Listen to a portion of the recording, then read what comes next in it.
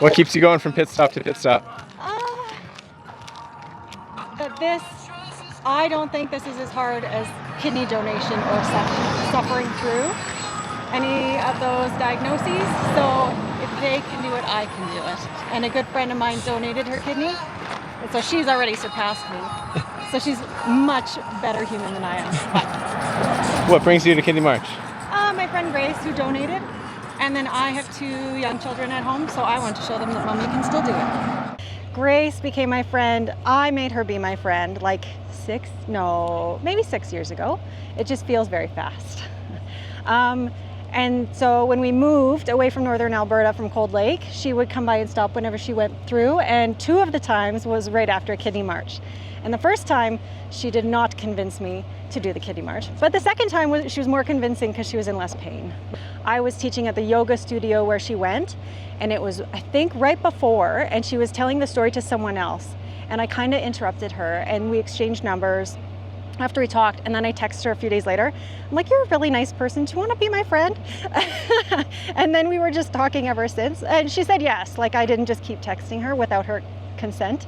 But it started because I heard what a wonderful human she was. And so once getting to know her, now we make sure to connect. The kids all get along together. So it started something. I'd like donate my bottles to like the soccer team, and I do all those kind of things.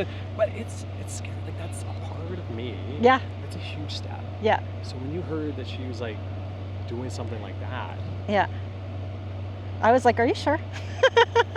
Because then she talked about the healing, and she and I discussed a few things, and I was scared for her, and she's like, no, it'll be fine. Like, she was more confident than I was, and I was a bystander, and she's like, it'll be fine, everything will be fine.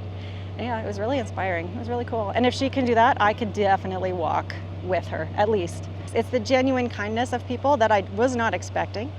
And then everyone wants to talk to you. So I found myself like trying to streamline ahead for just 5 minutes of alone time because people are so kind. I'm like, are you? But they are. They're genuinely nice humans. For me, my biggest thing was time away from family. That was my biggest stumbling block. But wouldn't your children be proud to hear what you did for somebody else? And so that's what I come back to, is that I want them to see that mommy's a good person. And even if I didn't donate the organ, I'm still supporting those that did. So I want to be a good human too.